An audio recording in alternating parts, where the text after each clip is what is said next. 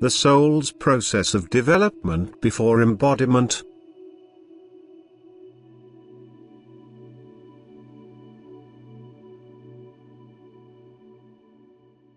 You humans have passed through many forms.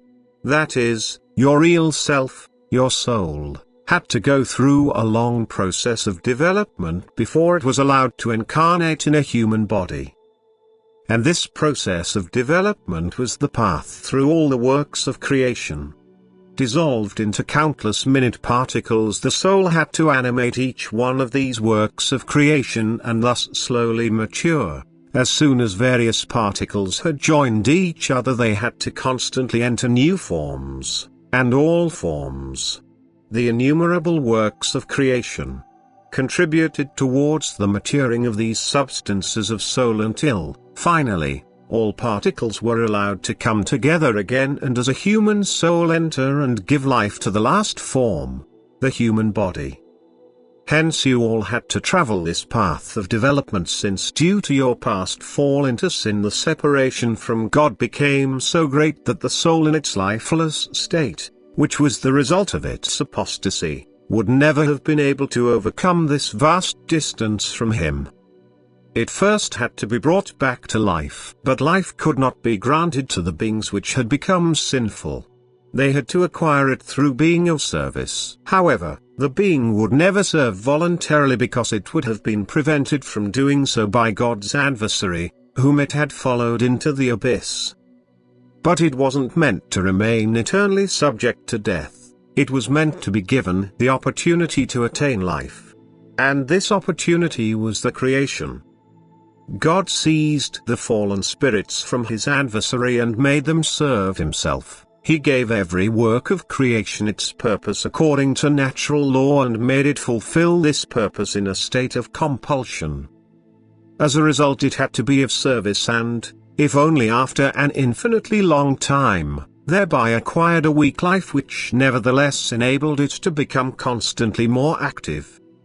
For every being having once emerged from God's love was his emanated strength which wants to be active. However, the beings which had joined God's adversary rejected God's illumination of love which is needed for living, thus for a being's activity, and therefore it fell into the state of death. And were it left to the being itself, it would never be able to come alive again because its fall into the abyss made it completely helpless. For this reason God called a work into existence which at first ruled out the being's will for activity, which subordinated itself entirely to his will and which, through natural law, carried out the purpose he had assigned to this work, to the whole of creation. His plan consisted of slowly bringing back to life what was lifeless, of giving it the possibility to be active again. And thus it was joined to the individual works of creation in tiny particles and through natural law obliged to get active again. It was bound in these creations and unable to resist. It had to be of service. But thereby was also able to reach the degree of development which gained it ever more freedom and finally also placed the spiritual being into the state of free will, from where it then has to decide whether it wants to continue its ascent or return into the abyss once more. For God certainly helps the being to ascend, but he does not compel it if it wants to descend. This decision of free will therefore takes place during the final stage of development on this earth, when the soul is embodied as a human being and can use its free will again at its own discretion.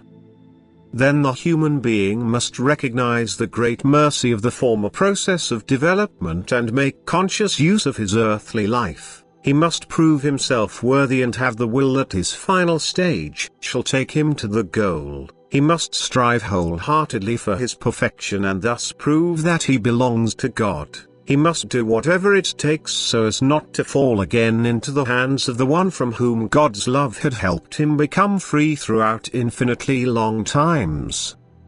He must not live carelessly during this short time, but again and again only remember the spiritual goal which will release him from all constraints, which signifies the reunion with God in light and strength and happiness. And thus you humans were given earthly life for the sake of liberating your soul from a bondage which was placed upon you by God's adversary since time immemorial, but which was its own fault, and thus it will also have to remove its own share in order to gain its freedom and everlasting life. Amen.